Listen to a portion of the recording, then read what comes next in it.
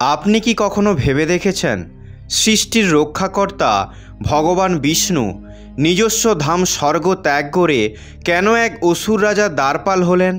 এই কাহিনী শুধু একটি অবতারের নয়, এই কাহিনী একটি প্রতিজ্ঞা, একটি ছলনার এবং সেই ভক্তি নিয়ে, যা ভগবানকেও একটি বাঁধনে বাঁধতে বাধ্য করেছিল। ভিডিওটি শুরু করার আগে যারা এখনও চ্যানেলটিকে সাবস্ক্রাইব করেননি তারা অবশ্যই চ্যানেলটিকে সাবস্ক্রাইব করে পাশে থাকা বেল আইকনটি ক্লিক করে দিন, যাতে আমাদের প্রতিটি ভিডিওর নোটিফিকেশান সর্বপ্রথমে আপনার কাছে পৌঁছাতে পারে। তো চলুন বেশি দেরি না করে ভিডিওটি শুরু করা যাক। কাহিনী শুরু হয় যখন মা লক্ষ্মী বৈকুণ্ঠে স্বামী নারায়ণকে খুঁজে পাননি। বৈকুণ্ঠ, যেখানে আনন্দের স্রোত বইছে, সেখানে বহুদিন ধরে নীরবতা। মহাবিশ্বের স্বামী তার সিংহাসনে নেই। মা লক্ষ্মীর মন ব্যাকুল। তিনি জানতেন প্রভু কোথায় আছেন, কিন্তু তিনি প্রভুকে ফেরত আনতে অসমর্থ ছিলেন। তখন দেবর্ষি নারদমুনি বীণা বাজাতে বাজাতে প্রবেশ করেন আর বললেন, নারায়ণ নারায়ণ। মাতা, আপনার মুখে এই চিন্তার দাগ কিসের? ত্রিলোকে সব কুশল তো? প্রভু নারায়ণ কোথায়? তখন মা লক্ষ্মী বললেন, কোনো কিছুই কুশল নয়। যার উপস্থিতিতে সব কুশল হয় তিনি এখানে নেই। আমার স্বামী, আমার নারায়ণ পাতাল লোকের মধ্যে রয়েছেন। নারদমুনি জিজ্ঞেস করলেন, পাতাল লোকে? কিন্তু কেন? সেখানে তো অসুর সম্রাট বলি রাজত্ব করছেন। প্রভু ওখানে কি করছেন? মা লক্ষ্মী বললেন, হ্যাঁ, ওটাই তো আমার দুঃখের কারণ। তিনি সেই বলির দ্বারপাল। নারদমুনি বললেন, কি? এটা তো অসম্ভব। দেবতাদের রক্ষক একজন অসুরের দ্বারপাল কিভাবে হতে পারেন? এসব কিভাবে হলো মাতা? এই অঘটন হওয়ার পেছনের কারণ কি? তখন মা লক্ষ্মী বললেন, এই কাহিনী শুরু হয় এক ভক্তের অহংকার, এক গুরুর কৌশল এবং স্বামীর এক ছলনার মাধ্যমে। কাহিনী শুরুর প্রথমে যারা এখনও পর্যন্ত চ্যানেলটিকে সাবস্ক্রাইব করেননি তারা ভিডিওটিতে একটি লাইক করে অবশ্যই চ্যানেলটিকে সাবস্ক্রাইব করে দেবেন। চলুন কাহিনীতে ফেরা যাক। পৃথিবীতে তখন এক রাজা ছিলেন যার দান ধর্মের কাহিনী স্বর্গেও প্রশংসিত হতো। তিনি ছিলেন প্রহ্লাদের নাতি, অসুর সম্রাট বলি। বলি ভগবান বিষ্ণুর ভক্ত ছিলেন, কিন্তু তার ভক্তিতে একটি সূক্ষ্ম অহংকারও ছিল। রাজা বলি অসুর গুরুকে বললেন, গুরুদেব, আমার তপস্যা ও দানের ফলে আমি ইন্দ্রতুল্য। স্বর্গ এখন আমার অধিকার। এখন শেষ একটি অশ্বমেধ যজ্ঞ বাকি। এটি সম্পূর্ণ হলে আমি ত্রিলোকে স্থায়ী স্বামী হব। অসুরগুলো বললেন, বলি, তোমার শক্তি অসীমিত, এতে কোনো সন্দেহ নেই, কিন্তু মনে রাখবে দেবতা ছলনা করায় শ্রেষ্ঠ। আর তোমার দাদুকে স্বয়ং নারায়ণ বরদান দিয়েছিলেন যে তিনি তোমার বংশের বিনাশ করবে না, কিন্তু তিনি ছলনার দ্বারা তোমাকে আটকাতে পারে। আমি কিছু অনষ্ট হওয়ার আশঙ্কা পাচ্ছি। অসুর রাজা বলি বললেন, আপনি ব্যর্থই চিন্তা করছেন গুরুদেব।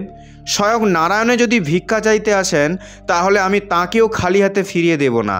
আমার প্রতিজ্ঞাই আমার ধর্ম। যজ্ঞের আয়োজন শুরু করুন। বলি যজ্ঞ শুরু করলেন।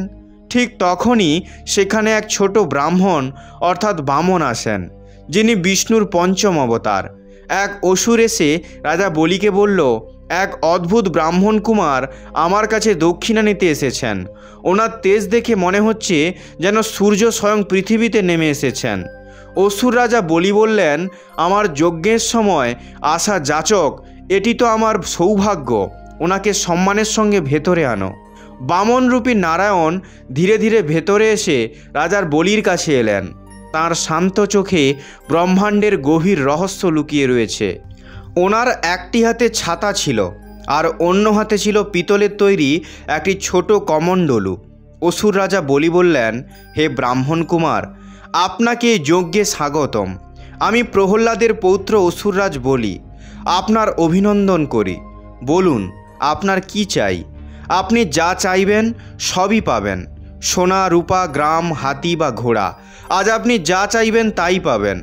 বামন বিনতিভাবে বললেন, আমি একজন সাধারণ ব্রাহ্মণ। আমার ধনসম্পত্তির কোনো লোভ নেই। আমার শুধু সাধনা করার জন্য 3 পা জমি চাই, যা আমি আমার ছোট পা দিয়ে মাপতে পারি। বলি অবাক হয়ে বললেন, 3 পা মাপের জমি? তাও আবার এই ছোট্ট পা দিয়ে? হে ব্রাহ্মণ কুমার, তুমি তো আমার দানের অবহেলা করছো। আমি তোমাকে পুরো পৃথিবী দিতে পারি, এমন কিছু চাও যা রাজা বলির সম্মান বাড়বে। বামন বললেন, রাজা, সন্তোষেই আসল সুখ, না হলে অধিক লালসা কখনোই শেষ হয় না। আমার কেবল 3 পাই জমি চাই, আপনি আমার প্রতিজ্ঞা থেকে পিছিয়ে আসবেন না। বলি তখন প্রতিজ্ঞা করলেন। অসুরগুরু শুক্রাচার্য বাধা দিয়ে বললেন, বলি থামো, উনি কোনো সাধারণ বালক নয়, উনি স্বয়ং বিষ্ণু, তোমার সাথে ছলনা করতে এসেছেন। তিনি তোমার সব কিছু কেড়ে নেবেন, ওনাকে কিছু দান করার সংকল্প নিও না। অসুররাজ বলি বললেন, গুরুদেব, উনি যদি স্বয়ং ভগবান বিষ্ণু হয়ে থাকেন তাহলে এটি আমার সব থেকে বড় সৌভাগ্যের ব্যাপার যে আজ স্বয়ং ভগবান আমার থেকে দক্ষিণা নিতে এসেছেন। আর এমনিতেও প্রতিজ্ঞা করে তা ভঙ্গ করা এটি বলির ধর্ম নয়। এরপর বলি যখন সংকল্প করার জন্য উদ্যত হলেন তখন অসুরগুরু শুক্রাচার্য ভাবলেন, এই বলি তো সংকল্প করতে বসেছে, ও সব কিছু শেষ করে দেবে, ওকে আটকাতেই হবে। আমি লুকিয়ে বামনের হাতের কমণ্ডলিতে লুকিয়ে বসি যাতে জল বের না হয়, আমাকেই আটকাতে হবে। এবার অসুরগুরু শুক্রাচার্য নিজের মায়ার দ্বারা সূক্ষ্ম রূপ ধরে বামনের হাতের কমণ্ডলুর নালিতে গিয়ে বসে পড়লেন যাতে জল বাইরে না আসতে পারে। অসুররাজ বলি বললেন, আরে কমণ্ডলুর থেকে জল কেন বেরোচ্ছে না? বিষ্ণু অবতার বামন সব বুঝতে পেরেছিলেন। তখন তিনি হাসলেন আর একটি শুকনো গাছের সরু ডাল নিয়ে কমণ্ডলুর নালিতে ঢুকিয়ে দিলেন, যা শুক্রাচার্যের চোখে ঢুকে তাকে বাধা দেয়। তখন তিনি কষ্টে ছটপট করে কমণ্ডলু থেকে বেরিয়ে এলেন। ওনার এক চোখ স্থায়ীভাবে নষ্ট হয়। এরপর বলি তার প্রতিজ্ঞা পূর্ণ করলেন। যখনই সংকল্প পূর্ণ হলো তখনই ইতিহাস একটি অন্য রূপ নিল। একটি ছোট্ট বামনের শরীর এখন সম্পূর্ণ ব্রহ্মাণ্ডে ছড়িয়ে পড়ছিল। তিনি বামন নয়, এখন ত্রিবিক্রম হয়ে গেলেন।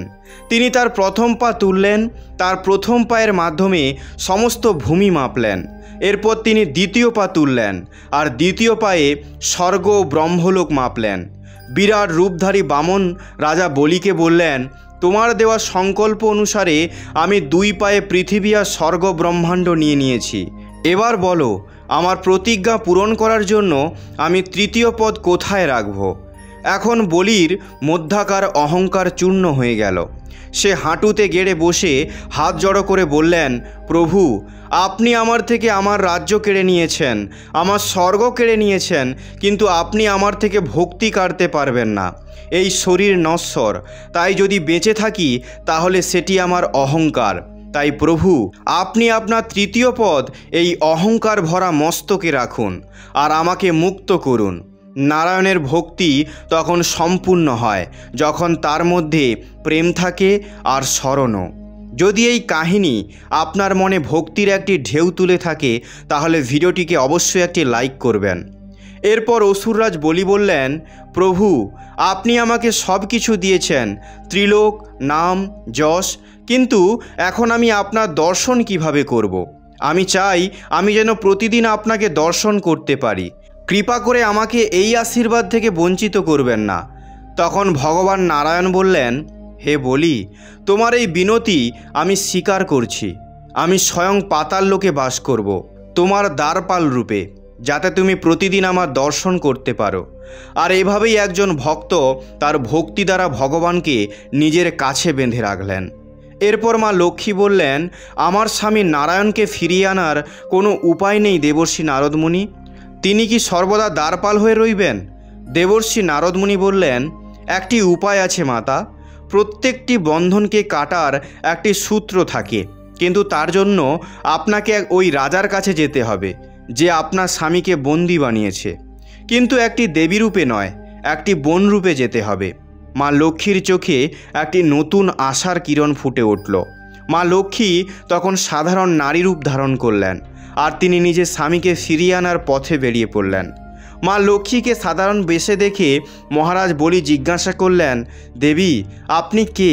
এভাবে ঘুরে কেন বেড়াচ্ছেন? সাধারণ নারীরূপী মা লক্ষ্মী বললেন, হে রাজন, আমি বড়ই অভাগী। আজ রাখি বন্ধনের পবিত্র দিন, কিন্তু আমার কোনো ভাই নেই যার হাতে আমি একটি রাখি বাঁধতে পারবো। মহারাজ বলি বললেন, বোন, আজ থেকে তুমি আমাকে তোমার ভাই ভাবো। আসো, আমার হাতে এই রাখি সূত্র বেঁধে দাও। এরপর মা লক্ষ্মী রাজা বলির হাতে রেশমের তৈরি একটি সুন্দর রাখি বেঁধে দিলেন। অসুররাজ বলি বললেন, বোন, তুমি আমার হাতে রাখি বেঁধেছ, বলো কি উপহার চাও, আমি তোমার সমস্ত সমস্যা দূর করে দেব। মা লক্ষ্মী বললেন, ভাই, আমাকে আমার স্বামী ফিরিয়ে দিন। এরপরেই মা লক্ষ্মী নিজের স্বরূপে ফিরে এলেন। এসব দেখে মহারাজ বলি বললেন, এ আপনার কেমন লীলা? যাকে আমি পাতালের দ্বারে প্রতিদিন দর্শন করি, যাকে আমি একটি ভক্তের মতো প্রতিদিন দেখি, আজ তাকেই নিয়ে যাওয়ার জন্য আপনি বোন হয়ে আমার সামনে দাঁড়িয়ে রয়েছেন। আমার ধর্ম কি বলে? একটি ভক্তের সমর্পণ নাকি একটি ভাইয়ের দেওয়া প্রতিজ্ঞা? এসব চিন্তা করার পর বলি হাত জড়ো করে বললেন, রাজা বলি হেরে যেতে পারে, কিন্তু একটি ভাই কখনো হারতে পারে না। মা লক্ষ্মী, আপনি আমাকে আপনার ভাই বানিয়ে ধন্য করেছেন, এখন আপনি আপনার স্বামীকে নিয়ে যেতে পারেন। তখন প্রভু নারায়ণ বললেন, রাজা বলি, আজ শ্রাবণ মাসের পূর্ণিমা, আজকের দিনকে ইতিহাসে রাখি বন্ধন হিসাবে পালন করা হবে। এই উৎসব ভাই বোনের পবিত্র প্রেম ও প্রতিজ্ঞার প্রতীক হবে এবং শ্রাবণ মাস থেকে কার্তিক মাস পর্যন্ত এই 4টি মাস আমি তোমার কাছে পাতাল লোকে থাকব। এইভাবে একজন ভক্তের প্রতিজ্ঞা ও ভক্তি ভগবানকেও বেঁধে রাখল। জয় লক্ষ্মী নারায়ণের জয়। প্রিয় ভক্তগণ, আপনাদের যদি এই কাহিনীটি ভালো লেগে থাকে তাহলে ভিডিওটিতে একটি লাইক করে কমেন্টে জয় লক্ষ্মী নারায়ণের জয় অবশ্যই লিখবেন। আর এই রকম নতুন নতুন কাহিনী শোনার জন্য চ্যানেলটিকে সাবস্ক্রাইব অবশ্যই করে দেবেন। আর হ্যাঁ, মনে করে বেল আইকনটি ক্লিক করবেন যাতে আমাদের ভিডিও নোটিফিকেশান সর্বপ্রথমে আপনার কাছে যেতে পারে। কথা হবে পরবর্তী ভিডিওতে। ততক্ষণ ভালো থাকবেন, সুস্থ থাকবেন। ধন্যবাদ।